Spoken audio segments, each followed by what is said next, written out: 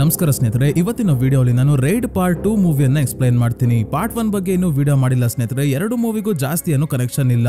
ಒಂದೆರಡು ಕಡೆ ಪಾರ್ಟ್ 1 ನ ವಿಷಯ ಬರುತ್ತೆ, ಅದೇನು ಅಂತ ಈ ವಿಡಿಯೋ ಅಲ್ಲೇ ಹೇಳ್ತೀನಿ. ಪಾರ್ಟ್ 1 ನೋಡಿಲ್ಲ ಅಂದ್ರೂ ಪಾರ್ಟ್ 2 ನ ಸಂಪೂರ್ಣವಾಗಿ ಅರ್ಥ ಮಾಡಿಸೋ ಜವಾಬ್ದಾರಿ ನಂದು. ಒಂದ್ ವೇಳೆ ಪಾರ್ಟ್ 1 ನ ಕೂಡ ಎಕ್ಸ್ಪ್ಲೈನ್ ಮಾಡಬೇಕು ಅಂದ್ರೆ ಕಮೆಂಟ್ಸ್ ಅಲ್ಲಿ ಮಿಸ್ ಮಾಡದೆ ತಿಳಿಸಿ ಸ್ನೇಹಿತರೆ. ವಿಡಿಯೋಲಿ ಮುಂದೆ ಹೋಗೋಕ್ಕೂ ಮುಂಚೆ ಚಾನಲ್ಗೆ ನೀವಿನ್ನು ಸಬ್ಸ್ಕ್ರೈಬ್ ಆಗಿಲ್ಲ ಅಂದ್ರೆ ದಯವಿಟ್ಟು ಸಬ್ಸ್ಕ್ರೈಬ್ ಆಗಿ, ಮತ್ತೆ ನೋಟಿಫಿಕೇಶನ್ ಬೆಲ್ ಐಕನ್ ಕೂಡ ಆನ್ ಮಾಡಿ. ಈ ಮೂವಿಯ ಕತೆ ಶುರು ಆಗೋದು 1989 ರಾಜಸ್ಥಾನಲ್ಲಿ. ಸೂರ್ಯ ಹುಟ್ಟೋಕು ಮುಂಚೆನೆ ಇನ್ಕಮ್ ಟ್ಯಾಕ್ಸ್ ಡಿಪಾರ್ಟ್ಮೆಂಟ್ ನ ಆಫೀಸರ್ಸ್ ತಮ್ಮ ಜೀಪ್ ಅಲ್ಲಿ ರಾಜ ಕುವರ್ ನ ಮನೆ ಕಡೆ ಹೋಗ್ತಾ ಇದ್ದಾರೆ. ಈ ರಾಜ ಕುವರ್ ತನ್ನ ಕೋಟೆಯಲ್ಲಿ ತನ್ನದೇ ಆದ ಅರಮನೆಯಲ್ಲಿ ಪಾರ್ಟಿ ಮಾಡ್ತಾ ಇದ್ದಾನೆ. ಇನ್ಕಮ್ ಟ್ಯಾಕ್ಸ್ ಅವರು ಬರ್ತಿರೋದನ್ನ ರಾಜ ಕುವರ್ ಕಡೆ ಅವನೊಬ್ಬ ನೋಡಿ ತಕ್ಷಣ ಬೈಕಲ್ಲಿ ಕೋಟೆಗೆ ಬಂದು ಒಬ್ಬ ಗಾರ್ಡ್ ಗೆ ಈ ವಿಷಯ ತಿಳಿಸ್ತಾನೆ. ಗಾರ್ಡ್ ಹೋಗಿ ರಾಜನ ರೈಟ್ ಹ್ಯಾಂಡ್ ಗೆ ತಿಳಿಸಿದಾಗ ಈ ರೈಟ್ ಹ್ಯಾಂಡ್ ರಾಜನಿಗೆ ವಿಷಯ ಹೇಳ್ತಾನೆ. ಅವ್ರು ಬರೋಷ್ಟ್ರಲ್ಲಿ ಮನೆಯಲ್ಲಿ ಅಕ್ರಮವಾಗಿ ಇಟ್ಟಿರೋ ಹಣ ಚಿನ್ನ ಏನೇನಿದೆಯೋ ಅದನ್ನೆಲ್ಲ ಸಾಕ್ಸೋದಕ್ಕೆ ಕಷ್ಟ. ಆದ್ರೆ ರಾಜ ಕುವರ್ ಎಲ್ಲವನ್ನ ಸಾಕ್ಸೋಕೆ ಸ್ವಲ್ಪ ಟೈಮ್ ತಗೊಳ್ಳೋಕೆ ಒಂದು ಪ್ಲಾನ್ ಮಾಡ್ತಾನೆ. ಅದೇ ಇನ್ಕಮ್ ಟ್ಯಾಕ್ಸ್ ಆಫೀಸರ್ ಕೋಟೆ ಒಳಗೆ ಬರ್ತಿದ್ದಂಗೆ ಇವನ ಗಾರ್ಡ್ಸ್ ಕೈಯಲ್ಲಿ ಗಾಳಿಯಲ್ಲಿ ಫೈರ್ ಮಾಡಿಸ್ತಾನೆ. ಆದ್ರೂ ಆಫೀಸರ್ಸ್ ಇಲ್ಲಿಂದ ಹೋಗಲ್ಲ. ರಾಜ ಕುವರೇ ಈಗ ಇಲ್ಲಿಗೆ ಬಂದು ನೀವು ವಾಪಸ್ ಹೋಗ್ಲಿಲ್ಲ ಅಂದ್ರೆ ಗಾಳಿಯಲ್ಲಿ ಹಾರಿಸಿದ ಬುಲೆಟ್ ಎಲ್ಲ ನೆಕ್ಸ್ಟ್ ನಿಮ್ಮ ದೇಹಕ್ಕೆ ಹಾರಿಸ್ತೀವಿ ಅಂತ ಬೆದರಿಕೆ ಹಾಕಿದ್ರು ಕೂಡ ಆಫೀಸರ್ಸ್ ಹೋಗಲ್ಲ. ಈಗ ತನಿಗೆ ಸಪೋರ್ಟ್ ಮಾಡೋ ಜನರನ್ನೆಲ್ಲ ಮುಂದೆ ಬಿಟ್ಟು ಆಫೀಸರ್ಸ್ ಗೆ ಹೊಡೆಯೋಕೆ ಹೇಳಿದಾಗ ತುಂಬಾನೇ ಜನ ಬರ್ತಿರೋದನ್ನ ನೋಡಿ ಆಫೀಸರ್ಸ್ ಹೆದರುಕೊಂಡು ಇಲ್ಲಿಂದ ತಪ್ಪಿಸ್ಕೊಂಡು ಹೊರಡ್ತಾರೆ. ಇದೆಲ್ಲದರ ನಡುವೆ ರಾಜ ಕುವರ್ ನ ರೈಟ್ ಹ್ಯಾಂಡ್ ಕೋಟೆ ಹಿಂದೆಯಿಂದ ಅಕ್ರಮವಾಗಿ ಇಟ್ಟಿರೋದನ್ನೆಲ್ಲ 2-3 ಟ್ರಕ್ಗೆ ತುಂಬಿಕೊಂಡು ಹಿಂದಿನ ರೋಡ್ ಇಂದ ಎಸ್ಕೇಪ್ ಆಗ್ಬೇಕಾದ್ರೆ ಇಲ್ಲಿಗೆನೆ ಬಂದ ಒಬ್ಬ ಆಫೀಸರ್ ಕೈಗೆ ತಗ್ಲಾಕೊಂತಾನೆ. ಈ ಆಫೀಸರ್ ಬೇರೆ ಯಾರು ಅಲ್ಲ, ಇನ್ಕಮ್ ಟ್ಯಾಕ್ಸ್ ಡಿಪಾರ್ಟ್ಮೆಂಟ್ ಅಲ್ಲಿ ಡೆಪ್ಯೂಟಿ ಕಮಿಷನರ್ ಆಗಿರೋ ಅಮಯ್ ಪಟ್ನಾಯಕ್. ಇವರು ತುಂಬಾನೇ ನಿಷ್ಠಾವಂತ ಪ್ರಾಮಾಣಿಕ ಅಧಿಕಾರಿ. ತಮ್ಮ ಕರಿಯರ್ ಅಲ್ಲಿ ಬಹಳಷ್ಟು ಕಡೆ ರೈಡ್ ನಡೆಸಿ ಸಾವಿರಾರು ಕೋಟಿ ಅಕ್ರಮವಾಗಿ ಇಟ್ಟಿರೋ ಹಣವನ್ನ ಸೀಸ್ ಮಾಡಿರ್ತಾರೆ. ಪ್ರಾಮಾಣಿಕವಾಗಿ ಇರೋದಕ್ಕೆ 73 ಬಾರಿ ಟ್ರಾನ್ಸ್ಫರ್ ಮಾಡಿ ಬೇರೆ ಬೇರೆ ಊರಿಗೆ ಕಳಿಸಿರ್ತಾರೆ. 7 ವರ್ಷಗಳ ಹಿಂದೆ ರೈಡ್ ಪಾರ್ಟ್ 1 ನಲ್ಲಿ ತಾವ್ಜಿ ಅನ್ನೋ ವ್ಯಕ್ತಿಯ ಮನೆ ಮೇಲೆ ರೈಡ್ ಮಾಡಿ ಅವರನ್ನ ಜೈಲ್ಗೆ ಕಳಿಸಿದ್ರು. ಈ ಮೂವಿಯಲ್ಲೂ ಮುಂದೆ ತಾವ್ಜಿನ ತೋರಿಸ್ತಾರೆ. ಸೊ ಈಗ ಇವ್ರಿಗೆ ತುಂಬಾನೇ ರೈಡ್ ಗಳನ್ನ ಮಾಡಿ ಎಕ್ಸ್ಪೀರಿಯನ್ಸ್ ಇರೋದ್ರಿಂದಾನೆ ಬೇರೆ ಆಫೀಸರ್ಸ್ ನ ಮುಂದೆ ಕಳಿಸಿ ಇವರು ಹಿಂದೆ ರೋಡ್ ಇಂದ ಬಂದಿದ್ದಾರೆ. ಹಾಗಾಗಿ ರಾಜ ಕುವರ್ ನ ರೈಟ್ ಹ್ಯಾಂಡ್ ಸರಿಯಾಗಿ ತಗ್ಲಾಕೊಂಡ ಎಲ್ಲ ಆಫೀಸರ್ಸ್ ನ ಇಲ್ಲಿಗೆನೆ ಕರೆಸಿ ಟ್ರಕ್ ಅಲ್ಲಿ ಇರೋದನ್ನೆಲ್ಲ ಸೀಸ್ ಮಾಡ್ಕೊಂಡು ಹೋಗ್ತಾರೆ ಅಮಯ್. ರಾಜಂಗೆ ಅನ್ಸಿರುತ್ತೆ ಸುಮ್ನೆ ಇದ್ದಿದ್ರೆ ಆಗೋದು, ಮನೆಯಲ್ಲಿ ಹುಡುಕಿ ತಗೊಂಡು ಹೋಗೋದು ಕಷ್ಟ ಆಗೋದು. ಆದ್ರೆ ಈಗ ಎಲ್ಲ ನೀಟಾಗಿ ಪ್ಯಾಕ್ ಮಾಡ್ಕೊಂಡು ತಗೊಂಡು ಹೋಗಿ ಆಫೀಸರ್ಸ್ ಕೈಗೆ ಕೊಟ್ಟು ಬಂದಂಗ ಆಯ್ತಲ್ಲ ಅಂತ. ನಂತರ ರಾಜ ಕುವರ್ ನ right hand income tax department ಗೆ ಬಂದು ಅಮಯ್ಗೆ ಒಂದಷ್ಟು ಲಕ್ಷ ಲಂಚ ತಗೊಂಡು ಸೀಸ್ ಮಾಡಿರೋದನ್ನ ಕೊಟ್ಬಿಡಿ ಅಂದಾಗ ಆಯ್ತು ಪ್ರಾಮಾಣಿಕವಾಗಿ ಇರ್ತೀನಿ ಅಂತ ಹೇಳಿದ ಬಾಯಲ್ಲಿ ಲಂಚ ಕೇಳೋದು ಸರಿ ಹೋಗಲ್ಲ, ತಗೊಳ್ಳಿ ಚೀಟಿ ಅಂತ ಕೊಡ್ತಾರೆ. ಈ ಚೀಟಿಯಲ್ಲಿ 2 ಕೋಟಿ ಲಂಚ ಕೊಡ್ಬೇಕು ಅಂತ ಬರ್ದು ಕೊಟ್ಟಿದ್ದಾರೆ. ಆದಷ್ಟು ಬೇಗ ಅರೇಂಜ್ ಮಾಡಿ ಅಂತ ಹೇಳಿ ಕಳಿಸ್ತಾರೆ ಅಮಯ್. ಇದೇನಪ್ಪ ಪ್ರಾಮಾಣಿಕ ಆಫೀಸರ್ ಲಂಚ ಯಾಕೆ ಕೇಳ್ತಾ ಇದ್ದಾರೆ ಅಂತ ಡೌಟ್ ಬರುತ್ತೆ ಸ್ನೇಹಿತರೆ. ಆದ್ರೆ ರೇಡ್ ಇನ್ನು ಮುಗ್ದಿಲ್ಲ, ಈಗ ಶುರು ಆಗಿದೆ. 2 ವಾರಗಳ ನಂತರ ಲಕ್ನೋ ಜೈಲಲ್ಲಿ ಇರೋ ತಾವ್ಜಿನ ತೋರಿಸ್ತಾರೆ. ಅದೇ ಪಾರ್ಟ್ 1 ನಲ್ಲಿ ಅಮಯ್ ಇವರ ಮೇಲೆ ರೈಡ್ ಮಾಡಿದ್ದು. 7 ವರ್ಷದಿಂದ ಜೈಲಲ್ಲೇ ಇರೋದ್ರಿಂದ ಪೆರೋಲ್ ಸಿಗುತ್ತಾ ಅಂತ ಜೈಲಿನ ಅಧಿಕಾರಿಗಳಿಗೆ ಕೇಳ್ತಾ ಇದ್ದಾರೆ. ಮತ್ತೆ ಅಮಯ್ನ ಹೆಸರು ಕೇಳಿದ್ರು ಇವ್ರಿಗೆ ಆಗಲ್ಲ. ಈಗ ಯಾರ್ ಬುಡಕ್ಕೆ ಬೆಂಕಿ ಇಡ್ತಾವನವನು ಅಂತ ಹೇಳ್ತಾ ಇದ್ದಾರೆ. ನೆಕ್ಸ್ಟಿನಲ್ಲಿ ಅಮಯ್ನ ಹೆಂಡತಿ ಮಾಲಿನಿ ಮತ್ತೆ ಮಗಳು ಮಿನಿನ ತೋರಿಸ್ತಾರೆ. ಮತ್ತೆ ಈಗ 74ನೇ ಬಾರಿ ಅಮಯ್ನ ಟ್ರಾನ್ಸ್ಫರ್ ಮಾಡಿದ್ದಾರೆ. ಅದು 2 ಕೋಟಿ ಲಂಚ ತಗೊಂಡಿರೋ ಆರೋಪದಲ್ಲಿ. ಅಂದ್ರೆ ರಾಜ ಕುವರ್ 2 ಕೋಟಿ ದುಡ್ಡನ್ನ ಕೊಟ್ಟಿದ್ದಾನೆ. 73 ಸಲ ಟ್ರಾನ್ಸ್ಫರ್ ಆಗಿದ್ದು ಪ್ರಾಮಾಣಿಕವಾಗಿ ಕೆಲಸ ಮಾಡಿದ್ದಕ್ಕೆ. ಆದ್ರೆ ಈಗ ನ್ಯೂಸ್ ಪೇಪರ್ ಅಲ್ಲೆಲ್ಲ ಲಂಚ ತಗೊಂಡಿರೋ ವಿಷಯ ಬಂದಿದೆ. ಇವರ ಹೆಂಡತಿ ಮಾಲಿನಿಗೆ ಗೊತ್ತು ಅಮಯ್ ಲಂಚ ತಗೊಳ್ಳೋಕೆ ಸಾಧ್ಯನೇ ಇಲ್ಲ, ಇದೇನೋ ಇವರ ಪ್ಲಾನ್ ಆಗಿರ್ಬೇಕು ಅಂತ. ಮಗಳು ಮಿನಿಗೆ ಪದೇ ಪದೇ ಟ್ರಾನ್ಸ್ಫರ್ ಆದಾಗ ಬೇರೆ ಬೇರೆ ಊರಿಗೆ ಹೋಗೋದು ಸ್ವಲ್ಪನೂ ಇಷ್ಟ ಆಗಲ್ಲ. ಇವಳಿಗೆ ಯಾರು ಫ್ರೆಂಡ್ಸ್ ಕೂಡ ಇಲ್ಲ. ಸೊ ಈಗ ಬೇರೆ ದಾರಿ ಇಲ್ಲ, ಎಲ್ಲರೂ ಮನೆ ಖಾಲಿ ಮಾಡ್ಕೊಂಡು ಇಲ್ಲಿಂದ ಹೊರಡ್ತಾರೆ. ಎಲ್ಲಿಗೆ ಅಂದ್ರೆ ಭೋಜನ ಊರಿಗೆ. ಇಲ್ಲಿನ ರಾಜಕಾರಣಿ ಆಗಿರೋ ದಾದಾಬಾಯಿನ ಜನ ತುಂಬಾನೇ ನಂಬ್ತಾರೆ. ಇವನನ್ನೇ ತಮ್ಮ ಲೀಡರ್ ಅಂತ ಅನ್ಕೊಂಡಿದ್ದಾರೆ. ದಾದಾಬಾಯಿ ಅಷ್ಟೇ ಈ ಊರಿನ ಜನರಿಗೆ ಸಹಾಯ ಮಾಡೋದು, ಸಮಾಜಮುಖಿ ಕೆಲಸ ಎಲ್ಲ ಮಾಡ್ತಿರ್ತಾನೆ. ಇದಕ್ಕೆ ಅಂತ ತಾಯಿಯ ಹೆಸರಲ್ಲಿ ಒಂದು ಫೌಂಡೇಶನ್ ನ ಕಟ್ಟಿದ್ದಾನೆ. ಬಡವರಿಗೆ ಕೆಲಸ ಎಲ್ಲ ಕೊಟ್ಟು ಅವರಿಗೆ ಸಹಾಯ ಮಾಡ್ತಿದ್ದಾನೆ ಈ ದಾದಾಬಾಯಿ. ದಾದಾಬಾಯಿಗೆ ತಾಯಿನೇ ಇಲ್ಲ. ದಿನ ದೇವರಿಗೆ ಪೂಜೆ ಮಾಡ್ತಾನೋ ಇಲ್ವೋ, ಆದ್ರೆ ತನ್ನ ತಾಯಿಯ ಪಾದಕ್ಕೆ ಪೂಜೆ ಮಾಡಿನೇ ಮುಂದಿನ ಕೆಲಸ ಮಾಡೋದು. ಈ ಊರಿಗೆ ಅಮಯ್ ಮತ್ತೆ ಅವರ ಫ್ಯಾಮಿಲಿ ಬಂದ್ಮೇಲೆ ಆಫೀಸ್ಗೆ ಮೊದಲನೇ ದಿನಾನೇ 1 ಗಂಟೆ ಮುಂಚೆನೆ ಬಂದು ಎಲ್ಲಾ ಫೈಲ್ಸ್ ನ ಚೆಕ್ ಮಾಡ್ತಿದ್ದಾರೆ. ಆಮೇಲೆ ಇವರ ಅಂಡರ್ ಅಲ್ಲಿ ಕೆಲಸ ಮಾಡೋರು ಒಬ್ಬೊಬ್ರೆ ಬರ್ತಾರೆ. ಕರೆಕ್ಟ್ ಆಗಿ 10 ಗಂಟೆ ಆಗ್ತಿದ್ದಂಗೆ ಮೀಟಿಂಗ್ ಕರೆದು ನಾನು ಎಲ್ಲಾ ಫೈಲ್ಸ್ ನ ಚೆಕ್ ಮಾಡಿದ್ದೀನಿ, ಈ ಊರಲ್ಲಿ ಟ್ಯಾಕ್ಸ್ ಗೆ ಸಂಬಂಧಿಸಿದ ಯಾವುದೇ ಸಮಸ್ಯೆ ಇಲ್ವಲ್ಲ ಅಂದಾಗ ಅಶೋಕನ್ ಅವರು ಹೇಳ್ತಾರೆ ಈ ಊರನ್ನ ನಡೆಸ್ತಾ ಇರೋದು ದಾದಾಬಾಯಿ. ಅವರು ಜನರಿಗೆ ಸಹಾಯ ಮಾಡ್ತಾರೆ. ಅವರಿದ್ದಾಗ ಇಲ್ಲಿ ಭ್ರಷ್ಟಾಚಾರ ನಡೆಯೋದಿಲ್ಲ, ನಮಿಗೂ ಕೆಲಸ ಕಡಿಮೆ, ಜಾಸ್ತಿ ಕೆಲಸ ಇರಲ್ಲ ಅಂದಾಗ ಇನ್ಮೇಲೆ ಕೆಲಸ ಜಾಸ್ತಿ ಮಾಡ್ಕೊಳ್ಳಿ. ಈ ಊರಲ್ಲಿ ಏನು ಸಮಸ್ಯೆ ಇಲ್ಲ ಅನ್ನೋದೇ ದೊಡ್ಡ ಸಮಸ್ಯೆ. ಇಲ್ಲಿಂದ ಎಲ್ಲಾ ಬಿಸ್ನೆಸ್ ಮೆನ್ ಗಳ 10 ವರ್ಷ ಹಿಂದಿನ ರೆಕಾರ್ಡ್ಸ್ ನನಗೆ ಬೇಕು, ಹೊಂಚೋಕೆ ಶುರು ಮಾಡಿ ಅಂತ ಹೇಳ್ತಾರೆ ಅಮಯ್. ಇಲ್ಲಿರೋ ಗೀತಾ ಅನ್ನೋ ಆಫೀಸರ್ ಅಮಯ್ ಅವರ ಅಭಿಮಾನಿ. ಅದಕ್ಕೆ ಇವರ ಟ್ರಾನ್ಸ್ಫರ್ ಬಗ್ಗೆ ನ್ಯೂಸ್ ಪೇಪರ್ ಅಲ್ಲಿ ಬಂದಿದ್ದ ನ್ಯೂಸ್ ಪೇಪರ್ ಕಟ್ಟಿಂಗ್ಸ್ ನೆಲ್ಲ ಒಂದು ಬುಕ್ ಅಲ್ಲಿ ಪೇಸ್ಟ್ ಮಾಡ್ಕೊಂಡಿದ್ದಾಳೆ. ಇದನ್ನ ಅಮಯ್ಗೆ ತೋರಿಸಿದಾಗ ಆಯ್ತು ಈಗ ಕೆಲಸ ಮಾಡಿ ಅಂತ ಹೇಳಿ ಹೋಗ್ಬೇಕಾದ್ರೆ ಅಶೋಕ್ ಗೀತಾಗೆ 74ನೇ ಬಾರಿ ಟ್ರಾನ್ಸ್ಫರ್ ಆಗಿರೋದ್ರ ಬಗ್ಗೆ ನ್ಯೂಸ್ ಪೇಪರ್ ಕಟಿಂಗ್ಸ್ ನ ಯಾಕೆ ಅಂಟಿಸ್ಕೊಂಡಿಲ್ಲ, ನಿಮ್ ಸರ್ರು ಲಂಚ ತಗೊಂಡಿದ್ದಾರೆ ಅಂತ ಕೇಳೋದನ್ನ ಅಮೈ ಕೇಳಿಸ್ಕೊಂಡ್ರು. ಆದ್ರೆ ಏನು ಮಾತಾಡಲ್ಲ, ಇಲ್ಲಿಂದ ಹೊಡ್ತಾರೆ. ಮನೆಗೆ ಬಂದ್ಮೇಲೆ ಮಿನಿ ನಮ್ ಸ್ಕೂಲಲ್ಲಿ ಹೋಲಿಗೆ ರಜಾ ಕೊಟ್ಟಿದ್ದಾರೆ, ಈಗ್ಲಾದ್ರೂ ನನ್ನ ಹೊರಗೆ ಎಲ್ಲಾದ್ರೂ ಕರ್ಕೊಂಡ್ ಹೋಗಿ ಅಪ್ಪ ಅಂತ ಕೇಳ್ಕೊಂಡಿದ್ರಿಂದ ಮುಂದಿನ ದಿನ ಮಗಳು ಮಿನಿ ಮತ್ತೆ ಮಾಲಿನಿ ಇಬ್ಬರನ್ನ ದಾದಾಬಾಯ್ನ ಫೌಂಡೇಶನ್ ತೋರ್ಸೋಕೆ ಕರ್ಕೊಂಡ್ ಬರ್ತಾರೆ.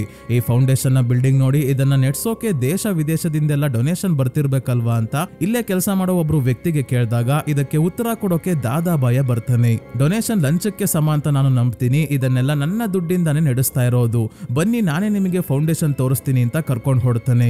ಇದಾದ್ಮೇಲೆ ಅಮೈ ಈ ದಾದಾಬಾಯ್ ಬಗ್ಗೆ ಜನರ ಹತ್ರ ವಿಚಾರಿಸಿದಾಗ ಅವನ ಬಗ್ಗೆ ಹಿಸ್ಟ್ರಿನೇ ಗೊತ್ತಾಗುತ್ತೆ. ಏನಂದ್ರೆ ದಾದಾಬಾಯ್ ಮೊದಲು ಚಪ್ಪಲಿ ಶೂ ಮಾರ್ತಿದ್ದ, ಜೊತೆಗೆ ಜನರಿಗೆ ತುಂಬಾನೇ ಸಹಾಯ ಕೂಡ ಮಾಡ್ತಿರ್ತಾನೆ.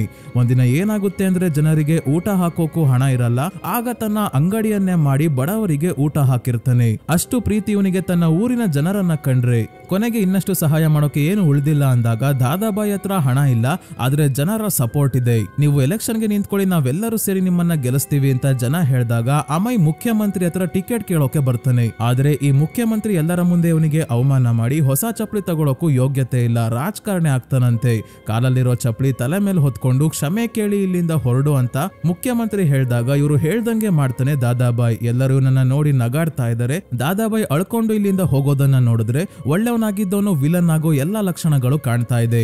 ಈ ಘಟನೆಯಿಂದ ರೊಚ್ಚಿಗೆದ್ದ ಜನರು ದಾದಾಬಾಯ್ಗೆ ಇನ್ನಷ್ಟು ಸಪೋರ್ಟ್ ಮಾಡಿದ್ರಿಂದ ದಾದಾಬಾಯ್ ತನ್ನದೇ ಆದ ಪಕ್ಷ ಕಟ್ಟಿ ಎಲೆಕ್ಷನ್ ಅಲ್ಲಿ ಮುಖ್ಯಮಂತ್ರಿಯ ಪಾರ್ಟಿಯನ್ನೇ ಸೋಲಿಸಿ ಗೆಲ್ತಾನೆ. ಇವನಿಗಿರೋ ಜನರ ಸಪೋರ್ಟ್ ಮತ್ತೆ ಪವರ್ ಎಲ್ಲ ನೋಡಿ ಮುಖ್ಯಮಂತ್ರಿ ತನ್ನ ಸ್ಥಾನ ಮತ್ತೆ ಪಕ್ಷವನ್ನ ಮುಂದಿನ ಎಲೆಕ್ಷನ್ಸ್ ಅಲ್ಲಿ ಉಳಿಸ್ಕೊಳ್ಳೋದಕ್ಕೋಸ್ಕರ ದಾದಾಬಾಯ್ ಹತ್ರ ಬರ್ಬೇಕಾಗುತ್ತೆ, ಇವನ ಪಾರ್ಟಿನ ತಮ್ಮ ಪಾರ್ಟಿ ಜೊತೆ ಸೇರ್ಸ್ಕೊಳ್ಳೋಕೆ. ಇದಕ್ಕೆ ದಾದಾಬಾಯ್ ಒಪ್ಕೊಂತಾನೆ, ಆದ್ರೆ ಒಂದು ಕಂಡೀಷನ್ ಮೇಲೆ. ಇವನಿಗೆ ಅವಮಾನ ಮಾಡಿದ ರೀತಿನೇ ಈಗ ಮುಖ್ಯಮಂತ್ರಿಗೆ ತನ್ನ ಚಪ್ಪಲಿನ ಇವರು ತಲೆ ಮೇಲೆ ಹೊತ್ಕೊಂಡು ಕ್ಷಮೆ ಕೇಳಬೇಕು. ಆಮೇಲೆ ಒಪ್ಕೊಂತೀನಿ ಅಂದಾಗ ಮುಖ್ಯಮಂತ್ರಿ ಮೂರನ್ನು ಬಿಟ್ಟು ಸಾರಿ ಕೇಳಲೇಬೇಕಾಯ್ತು.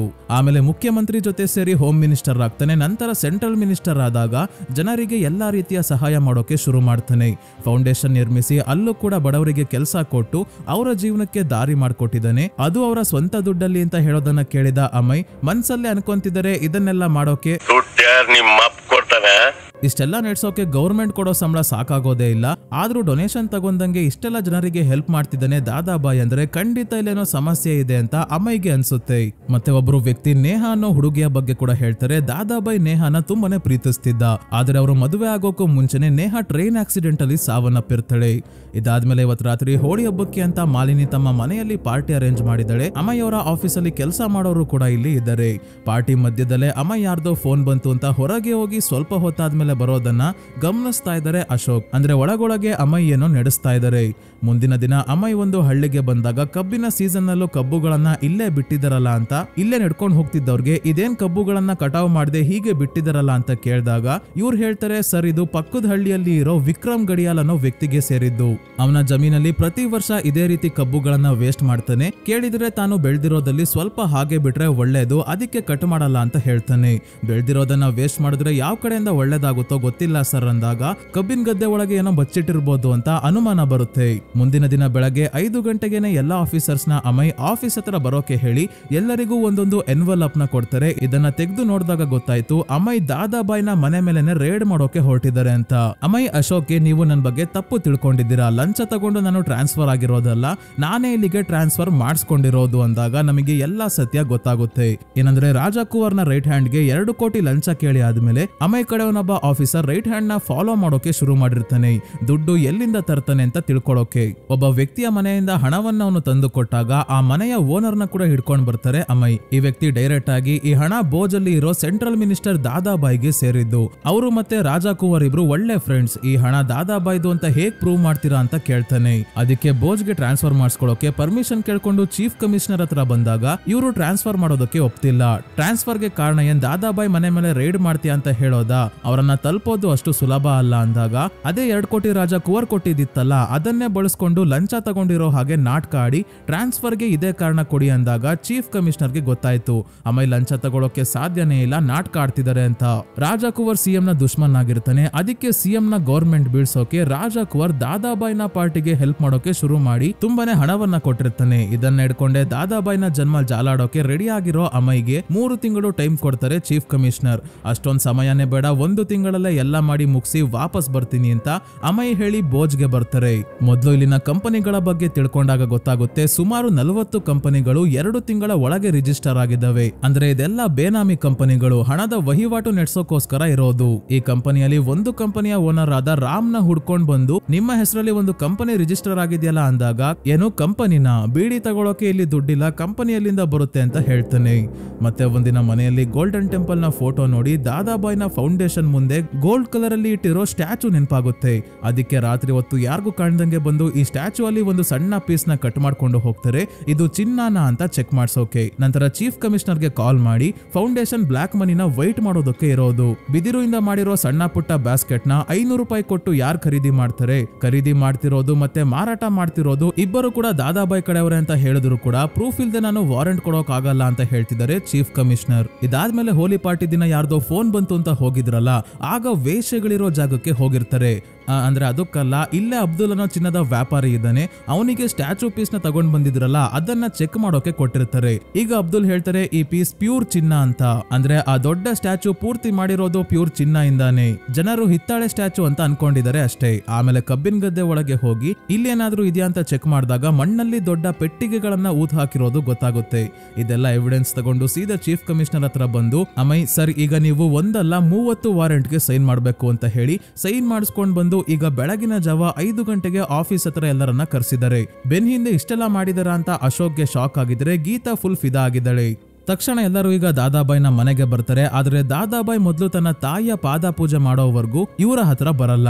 ಎಲ್ಲ ಆದ್ಮೇಲೆ ಏನ್ ವಿಷಯ ಅಂತ ಕೇಳಿದಾಗ, ನಿಮ್ ಮನೆ, ಆಫೀಸ್, ಫೌಂಡೇಶನ್ ಎಲ್ಲವನ್ನ ಸರ್ಚ್ ಮಾಡೋಕೆ ಮತ್ತೆ ಏನಾದ್ರೂ ಸಿಕ್ಕಿದ್ರೆ ಸೀಸ್ ಮಾಡೋಕೆ ವಾರೆಂಟ್ ಇದೆ ಅಂದಾಗ ದಾದಾಬಾಯ್ನ ತಾಯಿ ಹೇಳ್ತಾರೆ, ನಮ್ಮ ಮನೆಯಲ್ಲಿ ಇರೋದು ಒಂದೇ ಆಸ್ತಿ, ಚಿನ್ನಾರನ್ನ, ಹಣ, ಸಂಪತ್ತು ಎಲ್ಲ ನನ್ ಮಗನೇ, ಮನೆಯಲ್ಲಿ ಇನ್ನೇನು ಸಿಗಲ್ಲ ಬಿಡಿ ಅಂತ ಹೇಳ್ತಾರೆ. ರೇಡ್ ಮಾಡೋಕೆ ಮುಂಚೆ ಸಾಕ್ಷಿಗೆ ಯಾರಾದ್ರೂ ಬೇಕಲ್ಲ. ದಾದಾಬಾಯ್ನ ಹೆಸರು ಕೇಳಿ ಯಾರು ಸಾಕ್ಷಿಯಾಗಿ ಬರೋಕೆ ಒಪ್ತಿಲ್ಲ. ಇರ್ಲಿ ಬಿಡಿ, ನಾನೇ ಸಾಕ್ಷಿಗೆ ಯಾರನ್ನಾದ್ರೂ ಕರಿತೀನಿ, ನೀವು ಮನೆ ಸರ್ಚ್ ಮಾಡಿ ಹೋಗಿ ಅಂತ ದಾದಾಬಾಯೇ ಇಬ್ರು ಲಾಯರ್ ನ ಕರೀತಾರೆ. ಸರ್ಚ್ ಮಾಡೋಕೆ ಶುರು ಮಾಡ್ತಾರೆ. ಮನೆ, ಪಾರ್ಟಿ ಆಫೀಸ್, ಹೋಟೆಲ್, ಕಂಪನಿ ಜೊತೆಗೆ ಆ ಕಬ್ಬಿನ ಗದ್ದೆ ಎಲ್ಲಾ ಕಡೆ ಸರ್ಚ್ ಮಾಡ್ತಿದ್ದಾರೆ. ಆದ್ರೆ ದಾದಾಬಾಯ್ ಮಾತ್ರ ಏನು ಸಿಗಲ್ಲ ಅನ್ನೋ ಕಾನ್ಫಿಡೆನ್ಸ್ ಅಲ್ಲೇ ಇದ್ದಾನೆ. ಮನೆಯಲ್ಲಿ ಏನಾದ್ರೂ ಸಿಕ್ಕಿದ್ರೆ ನೀವೇ ಹೇಳಿ ಅಂತ ಹೇಳ್ತಾ ಇದ್ದಾನೆ. ಮನೆಯ ಮೂಲೆ ಮೂಲೆ ಹುಡ್ಕಿದ್ರು ಏನು ಸಿಗಲ್ಲ. ಪಾರ್ಟಿ ಆಫೀಸ್ ಅಲ್ಲಿ ರೈಲ್ವೆ ಡಿಪಾರ್ಟ್ಮೆಂಟ್ ನ ಡಾಕ್ಯುಮೆಂಟ್ಸ್ ಬಿಟ್ರೆ ಏನು ಇಲ್ಲ. ಆ ಕಬ್ಬಿನ ಗದ್ದೆಯಲ್ಲಂತೂ ಕಬ್ಬುಗಳೇ ಇಲ್ಲ.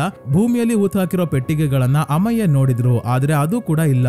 ಚೀಫ್ ಕಮಿಷನರ್ಗಂತೂ ಏನು ಸಿಗ್ಲಿಲ್ಲ ಅಂದ್ರೆ ಏನ್ ಕತೆ ಅಂತ ಭಯ ಆಗೋಕೆ ಶುರು ಆಗಿದೆ. ಈಗ ಉಳಿದಿರೋದು ಫೌಂಡೇಶನ್ ಮಾತ್ರ. ಅಲ್ಲಿಗೆ ನಾನೇ ನಿಮ್ಮನ್ನ ಕರ್ಕೊಂಡು ಹೋಗ್ತೀನಿ ಬನ್ನಿ, ಯಾರಾದ್ರೂ ನನ್ ಬುಡಕ್ಕೆ ಬಂದ್ರೆ ಇಲ್ಲಿನ ಜನ ವೈಲೆಂಟ್ ಆಗೋಗ್ತಾರೆ, ಸೇಫ್ ಆಗಿ ಕರ್ಕೊಂಡು ಹೋಗ್ತೀನಿ ಬನ್ನಿ ಅಂತ ದಾದಾಬಾಯಿ ಅವರನ್ನೆಲ್ಲ ಫೌಂಡೇಶನ್ ಹತ್ರ ಕರ್ಕೊಂಡ್ ಬರ್ತಾನೆ. ಮೊದ್ಲು ಮುಂದೆ ಇರೋ ದೊಡ್ಡ ಕೈಯಿನ ಸ್ಟ್ಯಾಚು ಚಿನ್ನದ ಅಂತ ಚೆಕ್ ಮಾಡಿಸಿದ್ರೆ ಇದು ಹಿತ್ತಾಳೆದು ಅಂತ ಗೊತ್ತಾಯ್ತು. ತಕ್ಷಣ ಅಮಯ್ ತಮ್ಮ ಜೇಬಲ್ಲಿ ಇರೋ ಈ ಸ್ಟ್ಯಾಚುನ ಪೀಸ್ ನ ತೆಗೆದು ಇದನ್ನ ಚೆಕ್ ಮಾಡಿಸಿದಾಗ ಮೊದ್ಲೇ ಅಬ್ದುಲ್ ಹೇಳ್ದಂಗೆ ಇದು ಚಿನ್ನದ್ದೇ, ಅಂದ್ರೆ ಇಲ್ಲಿರೋ ಸ್ಟ್ಯಾಚುನೇ ಚೇಂಜ್ ಆಗಿದೆ. ನಂತರ ಫೌಂಡೇಶನ್ ನ ಅಕೌಂಟ್ಸ್ ರೂಮ್ ನ ಚೆಕ್ ಮಾಡೋಕೆ ಬಂದ್ರೆ ನಿನ್ನೆ ರಾತ್ರಿವರೆಗೂ ಇದ್ದ ಅಕೌಂಟ್ಸ್ ರೂಮ್ ಈಗ ಲೈಬ್ರರಿ ಆಗೋಗಿದೆ. ಇಲ್ಲಿದ್ದ ಬಿಲ್ಗಳು, ಫೈಲ್ಸ್ ಗಳು ಏನು ಇಲ್ಲ. ಇದೇ ಸಮಯಕ್ಕೆ ಜನರು ನ್ಯೂಸ್ ಪೇಪರ್ ನ ನೋಡಿದಾಗ ಅಮಯ್ ಚಿನ್ನವನ್ನ ಚೆಕ್ ಮಾಡೋಕೆ ವೇಷಗಳಿರೋ ಜಾಗಕ್ಕೆ ಹೋಗಿದ್ರಲ್ಲ ಅದರ ಫೋಟೋ ಯಾರೋ ತೆಗೆದು ನ್ಯೂಸ್ ಪೇಪರ್ ಗೆ ಹಾಕ್ಸಿದ್ದಾರೆ. ಇಂತ ಅಧಿಕಾರಿ ನಮ್ ದಾದಾಬಾಯ್ ಮನೆ ಮೇಲೆ ರೈಡ್ ಮಾಡಿದನಲ್ಲ ಅಂತ ತುಂಬಾನೇ ಜನ ಕೈಗೆ ಸಿಕ್ಕಿದ್ದನ್ನೆಲ್ಲ ತಗೊಂಡು ಹೊಡೆಯೋಕೆ ಬಂದಿದ್ದಾರೆ. ಬನ್ನಿ ನಿಮ್ಮನ್ನ ಬೇರೆ ಜಾಗದಿಂದ ಹೊರಗೆ ಕರ್ಕೊಂಡು ಹೋಗ್ತೀನಿ ಅಂತ ಅಮಯ್ನ ದಾದಾಬಾಯ್ ಸೈಡ್ ಗೆ ಕರ್ಕೊಂಡು ಬಂದು ಎಲ್ಲಾ ವಿಷಯ ಡೈರೆಕ್ಟ್ ಆಗಿ ಹೇಳ್ತಾನೆ. ಏನಂದ್ರೆ ಮೊದ್ಲಿಂದ ಅಮಯ್ ಅಷ್ಟೇ ಅಲ್ಲ ಎಲ್ಲವನ್ನ ಗಮನಿಸ್ತಾ ಇದ್ದಿದ್ದು, ದಾದಾಬಾಯ್ ಇವರನ್ನ ಕೂಡ ಗಮನಿಸ್ತಾ ಇರ್ತಾನೆ. ದಾದಾಬಾಯ್ಗೆ ಅನ್ಸಿರುತ್ತೆ ಪ್ರಾಮಾಣಿಕವಾಗಿ ಇದ್ದು 73 ಬಾರಿ ಟ್ರಾನ್ಸ್ಫರ್ ಆಗಿರೋರು ಈಗ ಲಂಚ ಕೇಳೋದಕ್ಕೆ ಸಾಧ್ಯನೇ ಇಲ್ವಲ್ಲ, ಏನೋ ಪ್ಲಾನ್ ಇರ್ಬೇಕು ಅಂತ ಅಮಯ್ ಮೇಲೆ ಆಗ್ಲಿಂದಾನೆ ಒಂದು ಕಣ್ಣನ್ನ ಇಟ್ಟಿರ್ತಾನೆ. ಇನ್ನೊಂದು ಕಣ್ಣನ್ನ ತನ್ನ ಅಕ್ರಮ ಸಂಪತ್ತನ್ನ ಬೇರೆ ಕಡೆ ಶಿಫ್ಟ್ ಮಾಡೋದ್ರ ಕಡೆ ಇಟ್ಟಿರ್ತಾನೆ. ದಾದಾಬಾಯ್ ಕಡೆಯವರು ಅಮಯ್ನ ಎಲ್ಲಾ ಕಡೆ ಫಾಲೋ ಮಾಡ್ಕೊಂಡು ಹೋಗ್ತಿರ್ತಾರೆ. ಫೌಂಡೇಶನ್ ಹತ್ರ ಸ್ಟ್ಯಾಚು ಇಂದ ಚಿನ್ನ ಕಟ್ ಮಾಡ್ಕೊಳ್ಳೋದನ್ನ ನೋಡಿರ್ತಾರೆ. ಅದನ್ನ ಚೆಕ್ ಮಾಡ್ಸೋಕೆ ಅಬ್ದುಲ್ ಹತ್ರ ಹೋದಾಗ ಫೋಟೋ ಕೂಡ ಇವರೇ ತೆಗ್ದಿರ್ತಾರೆ. ಆಮೇಲೆ ಕಬ್ಬಿನ ಗದ್ದೆಗೆ ಅಮಯ್ ಬಂದಿರೋದನ್ನ ಕೂಡ ನೋಡಿದ್ರು. ಹಾಗಾಗಿ ರಾತ್ರಿ ಕಬ್ಬಿನ ಗದ್ದೆನ ನೀಟಾಗಿ ಕ್ಲೀನ್ ಮಾಡಿ ಅಲ್ಲಿದ್ದ ಪೆಟ್ಟಿಗೆಗಳನ್ನ ಎತ್ತಿನ ಗಾಡಿಯಲ್ಲಿ ತಗೊಂಡು ಹೋದ್ರೆ ಫೌಂಡೇಶನ್ ಮುಂದೆ ಇದ್ದ ಸ್ಟ್ಯಾಚುನ ಎತ್ಕೊಂಡು ಹೋಗಿ ಮೊದ್ಲೇ ಎಮರ್ಜೆನ್ಸಿಗೆ ಅಂತ ಮಾಡಿಸ್ಕೊಂಡು ಇಟ್ಕೊಂಡಿದ್ದ ಹಿತ್ತಾಳೆ ಸ್ಟ್ಯಾಚುನ ಆ ಜಾಗದಲ್ಲಿ ಇಟ್ಟಿರ್ತಾರೆ. ಹೀಗೆ ಎಲ್ಲಾ ವ್ಯವಸ್ಥೆ ಅಮಯ್ ಬರೋಕೂ ಮುಂಚೆನೆ ಮಾಡ್ಕೊಂಡಿದ್ದ ದಾದಾಬಾಯ್. ಅಂದ್ರೆ ಜನರಿಗೆ ಗೊತ್ತಾಗ್ದಂಗೆ ಜನರಿಂದಾನೇ 100% ಹಣ ಕಿತ್ಕೊಂಡು ಅದರಲ್ಲಿ 20% ವಾಪಸ್ ಕೊಟ್ಟು ಸಹಾಯ ಮಾಡ್ತಿದ್ದೀನಿ ಅಂತ ಎಲ್ಲರಿಗೂ ಟೋಪಿ ಹಾಕೊಂಡು ಓಡಾಡ್ತಿದ್ದಾನೆ. ಜನರು ನನ್ಗೊಂದಾಕ್ರಿ ಅಂತ ಸಾಲಾಗಿ ಬಂದು ಟೋಪಿ ಹಾಕಿಸ್ಕೊಂಡು ಹೋಗ್ತಿದ್ದಾರೆ. ಇಷ್ಟು ವರ್ಷದಿಂದ ಆ ಸ್ಟ್ಯಾಚು ಎಲ್ಲರ ಮುಂದೆನೆ ಇಟ್ಟಿದ್ದ, ಯಾರಿಗೂ ಗೊತ್ತೇ ಆಗ್ಲಿಲ್ಲ ಅದು ಚಿನ್ನದ್ದು ಅಂತ. ದಾದಾಬಾಯ್ನ 4 ಸ್ಕ್ಯಾಮ್ಗಳ ಕಡೆ ಅಮಯ್ ಅವರ ಗಮನ ಹೋಗಿದೆ. ಫೌಂಡೇಶನ್, ಚಿನ್ನ, ಹಣ ಮತ್ತೆ ಬೇನಾಮಿ ಕಂಪನಿಗಳು. ಇನ್ನೊಂದು ಇಂಪಾರ್ಟೆಂಟ್ ವಿಷಯ ಇದೆ, ಅದು ನಿಮ್ಮ ಕಣ್ಣ ಮುಂದೆನೆ ಇದೆ ಅಂತ ದಾದಾಬಾಯ್ ಹೇಳಿ ಇಲ್ಲಿಂದ ಸೇಫ್ ಆಗಿ ಕರ್ಕೊಂಡು ಹೋಗ್ಬೇಕಾದ್ರೆ ಒಬ್ರು ತಾತ ಅಮಯ್ನ ಜೇಬಲ್ಲಿ ಒಂದು ಚೀಟಿ ಇಡ್ತಾರೆ. ಆ ಚೀಟಿಯಲ್ಲಿ ಮೋಸ್ಟ್ಲಿ ಪ್ರಾಣ ಬೆದರಿಕೆ ಹಾಕುವಾಗ ಏನೋ ಬರ್ದಿರ್ಬೇಕು, ಮುಂದೆ ನೋಡೋಣ. ಈಗ ರೈಡ್ ಫೇಲ್ ಆಗಿದ್ದಕ್ಕೆ ಅಮಯ್ನ ಸಸ್ಪೆಂಡ್ ಮಾಡ್ತಾರೆ. ಹಾಗಾಗಿ ಕ್ವಾರ್ಟರ್ಸ್ ಬಿಟ್ಟು ಮಾಲಿನಿ ಅವರ ಅಪ್ಪ ಅಮ್ಮ ಅಂದ್ರೆ ಅಮಯ್ನ ಅತ್ತೆ ಮಾವ ಇರೋ ಮನೆಗೆ ಬರ್ಬೇಕಾಗುತ್ತೆ. ಇಲ್ಲಿ ಆ ತಾತ ತಮ್ಮ ಜೇಬಲ್ಲಿ ಇಟ್ಟಿದ್ದ ಚೀಟಿಯಲ್ಲಿ ಏನ್ ಬರ್ದಿದೆ ಅಂತ ನೋಡಿದಾಗ ನೇಹಾ ರಾಥೋಡ್ ರೈಲ್ವೆ ಡಿಪಾರ್ಟ್ಮೆಂಟ್ ಅಂತ ಇದೆ. ಈ ನೇಹಾ ಬೇರೆ ಯಾರು ಅಲ್ಲ ಸ್ನೇಹಿತರೆ, ದಾದಾಬಾಯ್ನ ಸಾವನ್ನಪ್ಪಿರೋ ಗರ್ಲ್ ಫ್ರೆಂಡೇ. ಇನ್ನೊಂದ್ ಕಡೆ ಲಕ್ನೋ ಜೈಲಲ್ಲಿ ಇದ್ದ ತಾವ್ಜಿಗೆ ಪೆರೋಲ್ ಸಿಕ್ಕಿರೋದ್ರಿಂದ ಹೊರಗೆ ಬಂದಿದ್ದಾರೆ. ಅಂದ್ರೆ ಜೈಲಿಂದ ಬಿಡುಗಡೆ ಆಗಿಲ್ಲ, ಒಂದಷ್ಟು ದಿನ ಹೊರಗೆ ಬಿಡ್ತಾರಲ್ಲ ಪೆರೋಲ್ ಕೊಟ್ಟು, ಅದು. ಇದೆಲ್ಲದರ ನಡುವೆ ದಾದಾಬಾಯ್ ರಾಜ ಕುವರ್ನ ಮೀಟ್ ಮಾಡಿ ಪಾರ್ಟಿ ಎಲ್ಲ ಮಾಡ್ತಾರೆ. ಜನರು ಥಿಯೇಟರ್ಗೆ ಬರ್ಲಿ ಅಂತ ಇಟ್ಟಿರೋ ಸಾಂಗ್ ಎಲ್ಲ ಬರುತ್ತೆ. ಮತ್ತೆ ಅಮಯ್ ಹಳೆ ನ್ಯೂಸ್ ಪೇಪರ್ಸ್ ನ ಹುಡ್ಕೋಕೆ ಶುರು ಮಾಡಿದಾಗ ಒಂದು ನ್ಯೂಸ್ ಪೇಪರ್ ಅಲ್ಲಿ ನೇಹಾ ಅನ್ನೋ ರೈಲ್ವೆ ಡಿಪಾರ್ಟ್ಮೆಂಟ್ ಅಲ್ಲಿ ಕೆಲಸ ಮಾಡ್ತಿದ್ದ ಹುಡುಗಿ ಟ್ರೈನ್ಗೆ ಸಿಲುಕಿ ಸಾವನ್ನಪ್ಪಿದಳೆ. ಇದು ಆತ್ಮಹತ್ಯೆನಾ ಕೊಲೆನಾ ಅಂತ ಇದೆ. ಇವಳನ್ನೇ ದಾದಾಬಾಯ್ ಪ್ರೀತಿಸ್ತಾ ಇದ್ದಿದ್ದು. ನಂತರ ಸ್ಮೋಕ್ ಮಾಡ್ತಾ ಆ ದಾದಾಬಾಯ್ ಹೇಳಿದ್ದ 5ನೇ ಸ್ಕ್ಯಾಮ್ ಯಾವುದು ಅಂತ ಯೋಚನೆ ಮಾಡ್ತಾ ಸಿಗರೇಟ್ ನ ನೆಲಕ್ಕೆ ಬಿಸಾಕ್ತಾಗ ಇವ್ರಿಗೆ ಟಕ್ ಅಂತ ಫ್ಲಾಶ್ ಆಯ್ತು. ಆ 5ನೇ ಸ್ಕ್ಯಾಮ್ ಭೂಮಿ ಅಂದ್ರೆ ಜನರ ಜಮೀನು, ಸೈಟ್ಗಳು ಅಂತ. ಇವತ್ ರಾತ್ರಿ ಅಮಯ್ ರೈಲ್ವೆ ಡಿಪಾರ್ಟ್ಮೆಂಟ್ ಅಲ್ಲಿ ಕೆಲಸ ಮಾಡೋ ತಮ್ಮ ಫ್ರೆಂಡ್ ಪುನೀತ್ ನ ಭೇಟಿಯಾಗಿ ನೇಹಾ ಬಗ್ಗೆ ಕೇಳಿದಾಗ ಗೊತ್ತಾಗುತ್ತೆ ನೇಹಾ ಆತ್ಮಹತ್ಯೆ ಮಾಡ್ಕೊಂಡಿದ್ಲು. ದಾದಾಬಾಯ್ನ ವಿರುದ್ಧ ಬರ್ದಿದ್ದ ಲೆಟರ್ ಕೂಡ ಸಿಕ್ಕಿತ್ತು. ಆದ್ರೆ ಇನ್ವೆಸ್ಟಿಗೇಷನ್ ಆಫೀಸರ್ ಹೆದರ್ಕೊಂಡು ದಾದಾಬಾಯ್ನ ಹೆಸರು ಎಲ್ಲೂ ಹೇಳಲ್ಲ. ಆ ಲೆಟರ್ ಕೂಡ ಕೇಸ್ ಫೈಲ್ ಇಂದಾನೆ ಮಾಯ ಆಗೋಯ್ತು ಅಂದಾಗ ಅಮಯ್ಗೆ ಗೊತ್ತಾಯ್ತು ರೈಲ್ವೆ ಡಿಪಾರ್ಟ್ಮೆಂಟ್ ಅಲ್ಲಿ ಕೆಲಸ ಕೊಡ್ಸೋದಾಗಿ ಹೇಳಿ ಹುಡುಗಿಯರಿಗೆ ಲೈಂಗಿಕ ಕಿರುಕುಳ ಕೊಡ್ತಾನೆ ಆ ದಾದಾಬಾಯ್ ಅಂತ. ಅದಕ್ಕೆ ನೇಹಾಳ ನಂತರ ಬೋಜೂರಿಂದ ಯಾರ್ಯಾರು ರೈಲ್ವೆ ಡಿಪಾರ್ಟ್ಮೆಂಟ್ ಗೆ ಸೇರ್ಕೊಂಡಿದ್ದಾರೋ ಅವರ ಲಿಸ್ಟ್ ಬೇಕು ಅಂತ ಪುನೀತ್ಗೆ ಕೇಳ್ತಾರೆ ಅಮಯ್. ಪುನೀತ್ ಅಮಯ್ಗೆ ನಮ್ ಜೊತೆ ವಿನಯ್ ಅನ್ನೋ ಸ್ಟೂಡೆಂಟ್ ಓದ್ತಿದ್ದ ನೆನ್ಪಿದ್ಯಾ, ಫ್ರೆಂಡ್ಸ್ ಎಲ್ಲ ಸ್ವಾರ್ಥಿಗಳು, ಕೆಲಸ ಇದ್ದಾಗ ಮಾತ್ರ ಹೆಲ್ಪ್ ಕೇಳ್ಕೊಂಡು ಕಾಲ್ ಮಾಡ್ತಾರೆ ಅಂತ ಯಾವಾಗ್ಲೂ ಹೇಳ್ತಿದ್ನಲ್ಲ, ಅವನಿಗೆ ಕಾಲ್ ಮಾಡು, ಖಂಡಿತ ಸಹಾಯ ಮಾಡ್ತಾನೆ ಅಂತ ಹೇಳ್ತಾನೆ ಪುನೀತ್. ಹಿಂದೆನೆ ಆ ವಿನಯ್ಗೆ ಫೋನ್ ಮಾಡಿ ಸಹಾಯ ಕೇಳಿದಾಗ ವಿನಯ್ ಒಪ್ಕೊಂಡು ರೈಲ್ವೆ ಡಿಪಾರ್ಟ್ಮೆಂಟ್ ಗೆ ಜಾಯ್ನ್ ಆಗಿರೋರ ಡೀಟೇಲ್ಸ್ ಅಮಯ್ಗೆ ಕೊಡ್ತಾನೆ. ಆದ್ರೆ ವಿನಯ್ ಯಾರು ಅಂತ ಮುಖ ಇಲ್ಲಿ ಸದ್ಯಕ್ಕೆ ತೋರ್ಸಲ್ಲ. ಇದಾದ್ಮೇಲೆ ಗೊತ್ತಾಗುತ್ತೆ ನೇಹಾಳ ಹೆಸರಲ್ಲಿ 80 ಎಕರೆ ಜಾಗ ಇತ್ತು. ಅದೇ ಜಾಗದಲ್ಲಿ 5 ಸ್ಟಾರ್ ಹೋಟೆಲ್, ರೆಸಾರ್ಟ್ ಗಳು, 10 ಕನ್ಸ್ಟ್ರಕ್ಷನ್ ಕಂಪನಿಗಳಿದ್ದಾವೆ. ಅಮಯ್ ವಿನಯ್ ಕೊಟ್ಟ ಡೀಟೇಲ್ಸ್ ಅಲ್ಲಿ ಯಾವ್ಯಾವ ಹುಡುಗಿಯರು ದಾದಾಬಾಯ್ನ ಸಹಾಯದಿಂದ ರೈಲ್ವೆ ಡಿಪಾರ್ಟ್ಮೆಂಟ್ ಅಲ್ಲಿ ಕೆಲಸ ಪಡ್ಕೊಂಡಿದ್ದಾರೋ ಅವರನ್ನ ಭೇಟಿಯಾಗಿ ಮತ್ತೆ ಕಾಲ್ ಮಾಡಿ ನಿಮಗೆ ಕೆಲಸ ಹೇಗ್ ಸಿಕ್ತು ಅಂತ ಕೇಳಿದ್ರೆ ಅವರು ಏನು ಮಾತಾಡ್ತಾನೆ ಇಲ್ಲ. ಅಮಯ್ ತಮ್ಮ ಹೆಂಡತಿ ಮಾಲಿನಿಗೆ ಆ ಹುಡುಗಿಯರು ದಾದಾಬಾಯ್ನ ವಿರುದ್ಧ ಮಾತಾಡೋಕೆ ಹೆದರ್ಕೊಂತಾ ಇದ್ದಾರೆ.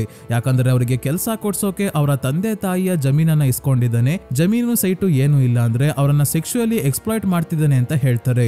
ಅಮಯ್ ಸಸ್ಪೆಂಡ್ ಆಗಿರೋದ್ರಿಂದ ಇದೆಲ್ಲ ಗೊತ್ತಿದ್ರು ಏನು ಮಾಡಕ್ಕಾಗಲ್ಲ. ಅದಕ್ಕೆ ದಾದಾಬಾಯ್ ಕೆಲಸ ಕೊಡ್ಸೋದಕ್ಕೆ ಜನರ ಜಮೀನನ್ನ ತಗೊಂತಾ ಇದ್ದ ಅಂತ ಕೋರ್ಟ್ ಅಲ್ಲಿ PIL ಹಾಕೋದಕ್ಕೆ ಡಿಸೈಡ್ ಮಾಡಿ ದೇವಿಂದರ್ ಅನ್ನೋ ಕರಪ್ಟ್ ಲಾಯರ್ ಹತ್ರ ಬರ್ತಾರೆ.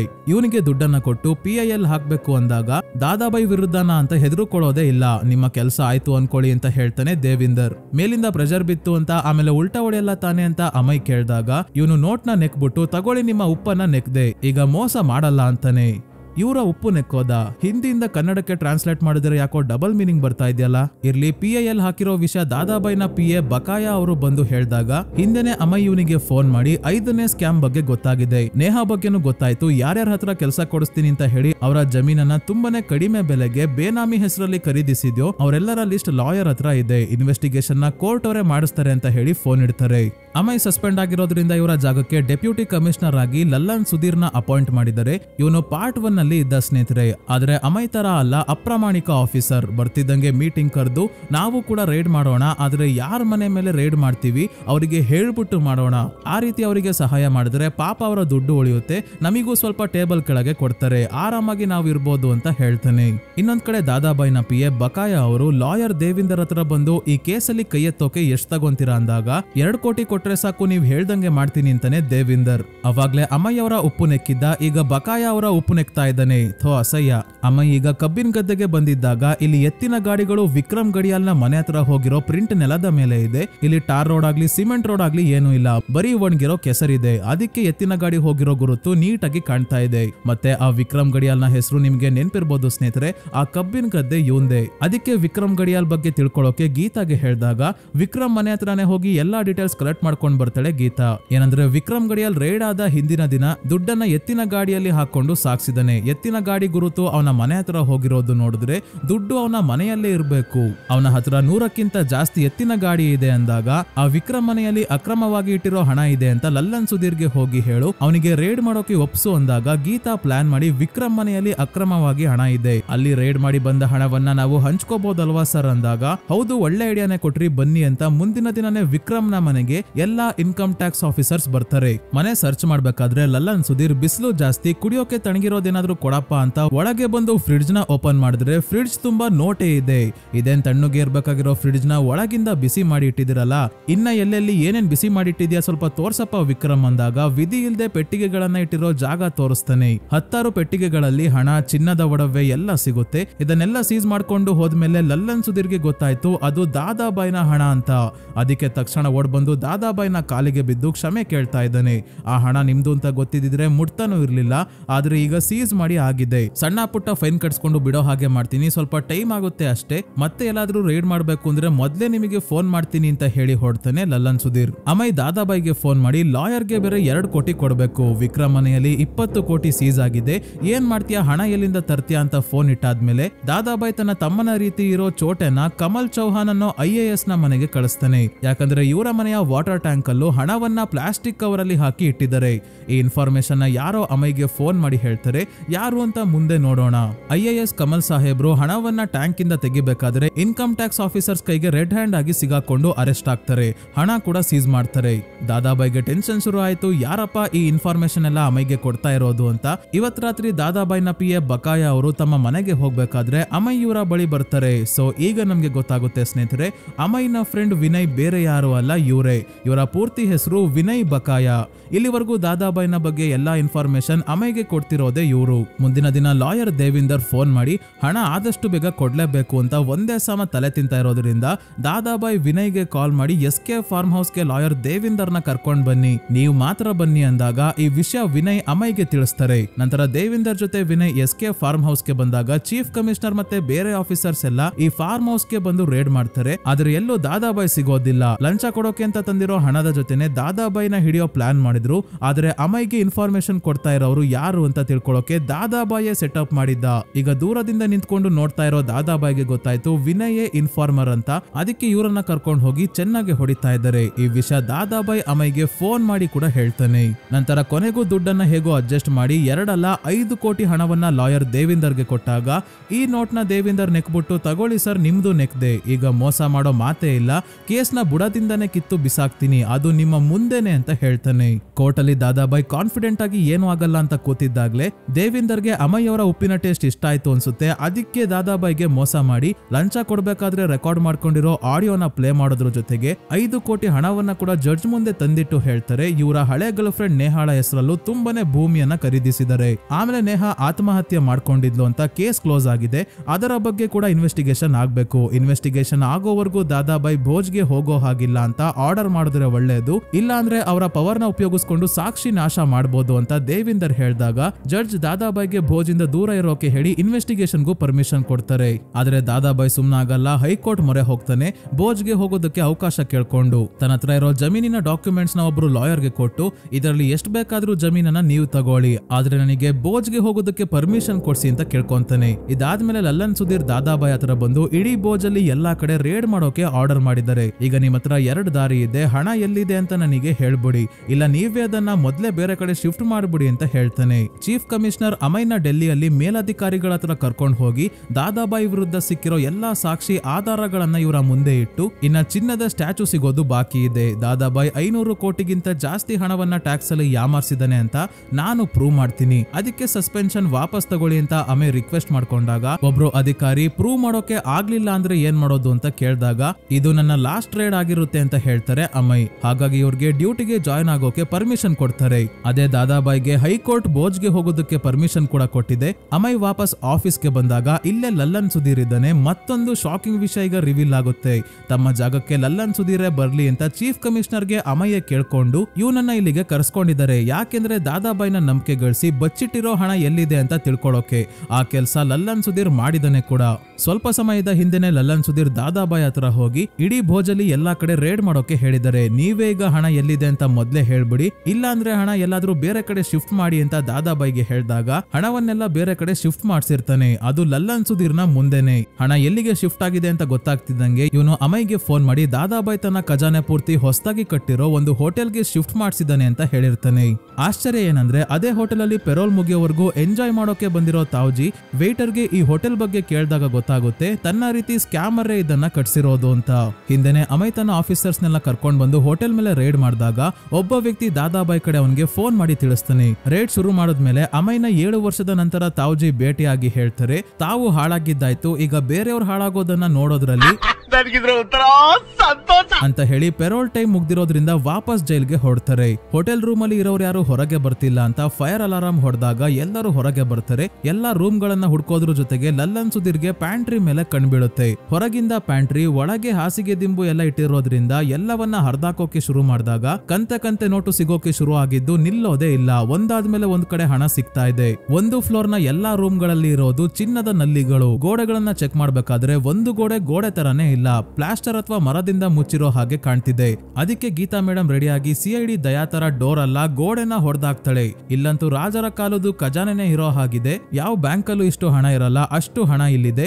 ಚಿನ್ನದ ಒಡವೆ, ಗೋಲ್ಡ್ ಬಿಸ್ಕೆಟ್, ಚಿನ್ನದ ಸ್ಟ್ಯಾಚು, ಚಿನ್ನದ ಫೋಟೋ ಫ್ರೇಮು ಎಲ್ಲ ಇದೆ. ಇದನ್ನ ಎಲ್ಲ ಒಂದ್ ಕಡೆ ಗುಡ್ಡಾಕೊಂಡು ಲೆಕ್ಕ ಹಾಕೋಕೆ ಶುರು ಮಾಡ್ತಾರೆ. ಅದೇನೊಂದ್ ಕಡೆ ತಾವ್ಜಿ ಜೈಲ್ಗೆ ಹೋಗೋಕು ಮುಂಚೆನೆ ಜೈಲಿಂದ ವಾಪಸ್ ಬಂದ್ಮೇಲೆ ತಮಗೆ ಹೆಲ್ಪ್ ಆಗೋ ಹಾಗೆ ಏನೆಲ್ಲ ಮಾಡ್ಕೋಬೇಕೋ ಆ ಕೆಲಸವನ್ನ ಮಾಡ್ತಾ ಇದ್ದಾರೆ. ಏನಂದ್ರೆ ದಾದಾಬಾಯ್ ಮುಳುಗ್ತಾ ಇದ್ದಾನೆ ಅಂತ ಗೊತ್ತಾಗಿ ಅವನ ಪಾರ್ಟಿಯ ಎಂಎಲ್ಎ ಗಳೆಲ್ಲ ತಮ್ಮ ರೇಟ್ ನ ಕಡಿಮೆ ಮಾಡ್ಕೊಂಡಿದ್ದಾರೆ. ಅದಕ್ಕೆ ಕಡಿಮೆ ಬೆಲೆಯಲ್ಲಿ ತಾವ್ಜಿ ಎಲ್ಲ ಎಂಎಲ್ಎ ಗಳನ್ನ ಕೊಂಡ್ಕೊಂಡು ಬಂದಿದ್ದಾರೆ ಸಿಎಂ ಪಕ್ಷಕ್ಕೆ ಸೇರಿಸಿ ಮೆಜಾರಿಟಿ ಮಾಡ್ಸೋಕೆ. ಇದರಿಂದ ಸಿಎಂ ತಾವ್ಜಿ ಕಾಲಿಗೆನೆ ಬಿದ್ದು ಥ್ಯಾಂಕ್ಸ್ ಹೇಳ್ತಾರೆ. ಇದೇ ಸಮಯಕ್ಕೆ ದಾದಾಬಾಯ್ ಸಿಎಂಗೆ ಕಾಲ್ ಮಾಡಿ ರೇಡ್ ನಿಲ್ಲಿಸಲಿಲ್ಲ ಅಂದ್ರೆ ನಿಮ್ ಪಕ್ಷ ಉಳಿಯಲ್ಲ ಅಂದಾಗ ತಾವ್ಜಿ ಹೇಳ್ಕೊಟ್ಟಂಗೆ ಆ ಪವರ್ ನಮ್ ಕೈಯಲ್ಲಿ ಇಲ್ಲ, ಸೆಂಟ್ರಲ್ ಅವ್ರನ್ನ ಕೇಳು ಅಂತ ಹೇಳಿ ಫೋನ್ ಇಡ್ತಾರೆ.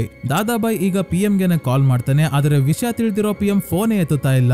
ಎಲ್ಲರೂ ಕೈ ಎತ್ತಾದ್ಮೇಲೆ ಇವನ್ಗೆ ಸಪೋರ್ಟ್ ಮಾಡೋಕೆ ಇವನ ಕುರಿಗಳು ಮಾತ್ರ ಉಳಿದಿರೋದು. ಅದೇ ಬೋಜ್ನ ಜನ. ಹೋಟೆಲ್ ಅಲ್ಲಿ ಹಣವನ್ನ ಲೆಕ್ಕ ಹಾಕ್ಬೇಕಾದ್ರೆ ಸರ್ಚ್ ನ ಮುಂದುವರಿಸಿದಾಗ ವಿನಯ್ ಅವರು ಕೂಡ ಸಿಗ್ತಾರೆ. ಇನ್ನೇನೆಲ್ಲ ಸೀಸ್ ಮಾಡ್ಕೊಂಡು ಹೋಗ್ಬೇಕು ಅನ್ನೋಷ್ಟರಲ್ಲಿ ದಾದಾಬಾಯ್ನ ಜನರೆಲ್ಲ ಹೋಟೆಲ್ ಹೊರಗೆ ಬಂದು ಕಾರ್ ಜೀಪ್ ಎಲ್ಲ ಹೊಡೆದಾಕಿ ಅಧಿಕಾರಿಗಳ ಮೇಲೆ ದಾಳಿ ಮಾಡೋಕೆ ರೆಡಿ ಆಗಿದ್ದಾರೆ. ದಾದಾಬಾಯ್ ಕೂಡ ಇಲ್ಲೇ ಇದ್ದಾನೆ. ಇನ್ನೊಂದ್ ಕಡೆ ಅಮೈ ಅವರ ಹೆಂಡತಿ ಮಾಲಿನಿ ಜಮೀನನ್ನ ಮಾರ್ಕೊಂಡು ದಾದಾಬಾಯ್ನ ಸಹಾಯದಿಂದ ರೈಲ್ವೆ ಡಿಪಾರ್ಟ್ಮೆಂಟ್ ಅಲ್ಲಿ ಕೆಲಸ ಪಡ್ಕೊಂಡಿರೋರ್ನೆಲ್ಲ ಭೇಟಿಯಾಗಿ ಸತ್ಯವನ್ನ ಹೇಳೋದಾಗಿ ಕನ್ವಿನ್ಸ್ ಮಾಡಿದ್ದಾಳೆ. ಈ ಎಲ್ಲಾ ಹುಡುಗಿಯರನ್ನ ಮಾಲಿನಿ ದಾದಾಬಾಯ್ ಅವರ ಅಮ್ಮನ ಬಳಿ ಕರ್ಕೊಂಡ್ ಬಂದು ಸತ್ಯ ಹೇಳಿಸ್ತಾಳೆ. ಈ ವಿಷಯವನ್ನ ಮೊದಲು ಇವರ ಮುಂಗೆ ನಂಬೋಕೆ ಆಗಲ್ಲ. ತನ್ನ ಮಗನನ್ನೇ ಚಿನ್ನಾರನ್ನ ಅನ್ಕೊಂಡಿದ್ದವ್ರಿಗೆ ಆಘಾತ ಆಗೋದು ಸಹಜ. ಹುಡುಗಿಯರು ಇಂಥ ವಿಷಯದಲ್ಲಿ ಸುಳ್ಳು ಹೇಳಲ್ಲ ಅಂತ ಕೊನೆಗೂ ಇವರಿಗೆ ನಂಬಿಕೆ ಬಂದು ತುಂಬಾನೇ ಅಳ್ತಾ ಇದ್ದಾರೆ. ಹೋಟೆಲ್ ಹತ್ರ ಜನರು ಆಗ್ಲೇ ಹೋಟೆಲ್ ಒಳಗೆ ನುಗ್ಗೋಕೆ ಹೋದಾಗ ಅಮೈ ತಲೆ ಉಪಯೋಗಿಸಿ ಇದೆಲ್ಲ ಜನರ ದುಡ್ಡಲ್ವಾ, ಬಾಯಿಲಿ ಅವ್ರಿಗೆ ವಾಪಸ್ ಕೊಡೋಣ ಅಂತ ಲಲ್ಲನ್ ಸುಧೀರ್ಗೆ ಹೇಳಿ ಇಬ್ಬರು ಸೇರ್ಕೊಂಡು ಮೇಲಿಂದ ಹಣ ಬಿಸಾಕೋಕೆ ಶುರು ಮಾಡಿದಾಗ ಹಣವನ್ನ ನೋಡಿ ಹೋಟೆಲ್ ಒಳಗೆ ಹೋಗ್ತಿದ್ದವರೆಲ್ಲ ದಾದಾಬಾಯ ಅವನ್ ಯಾರು ಅಂತ ಸೀದಾ ನೋಟ್ ಗಳನ್ನ ಬಾಚ್ಕೊಳ್ಳೋಕೆ ಬರ್ತಾರೆ. ಜನ ಬಾಚ್ಕೊಳ್ಳೋದ್ರಲ್ಲಿ ಬ್ಯುಸಿ ಆಗಿದ್ದಾಗ್ಲೇ ಆಫೀಸರ್ ಸೀಸ್ ಮಾಡಿರೋದನ್ನೆಲ್ಲ ತುಂಬಿಕೊಂಡು ಇನ್ನೊಂದು ದಾರಿಯಲ್ಲಿ ಸೇಫ್ ಆಗಿ ಹೊರಗೆ ಹೋಗ್ತಾರೆ. ವಿನಯ್ ಆಲ್ರೆಡಿ ಚಿನ್ನದ ಸ್ಟ್ಯಾಚು ಎಲ್ಲಿದೆ ಅಂತ ಹೇಳಿದರೆ ಅದು ಫೌಂಡೇಶನ್ ಅಲ್ಲೇ ಇದೆ. ಅದಕ್ಕೆ ಎಲ್ಲರೂ ಫೌಂಡೇಶನ್ ಗೆ ಬಂದು ಇಲ್ಲಿ ಕೆಲಸ ಮಾಡೋರ್ಗೆ ವಿಚಾರಿಸಿ ಬಾಯ್ ಬಿಡಿಸಿದಾಗ ಫೌಂಡೇಶನ್ ಮುಂದೆನೆ ನೀರಿನಲ್ಲಿ ಆ ಸ್ಟ್ಯಾಚು ಇರೋದು ಗೊತ್ತಾಗುತ್ತೆ.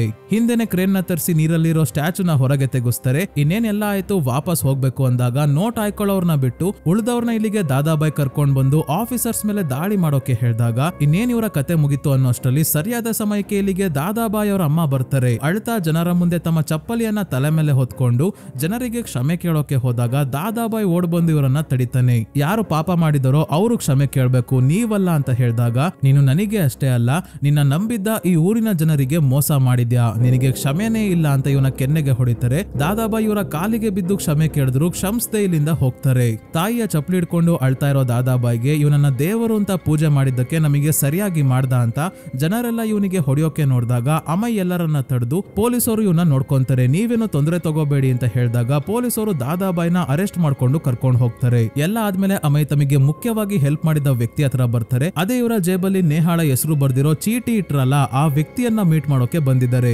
ಈ ವ್ಯಕ್ತಿ ಬೇರೆ ಯಾರು ಅಲ್ಲ ಸ್ನೇಹಿತರೆ, ನೇಹಾಳ ತಾತ.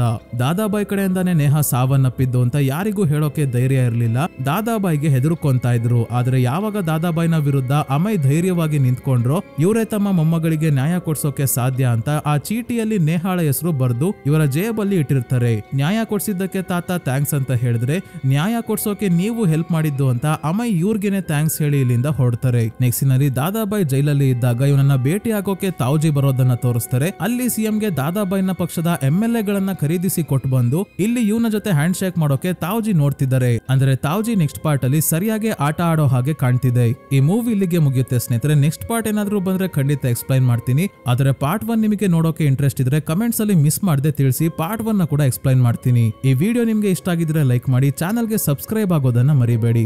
ಇದೇ ರೀತಿಯ ವಿಡಿಯೋವಿನೊಂದಿಗೆ ಮತ್ತೆ ನಿಮ್ಮನ್ನ ಭೇಟಿ ಆಗ್ತೀನಿ.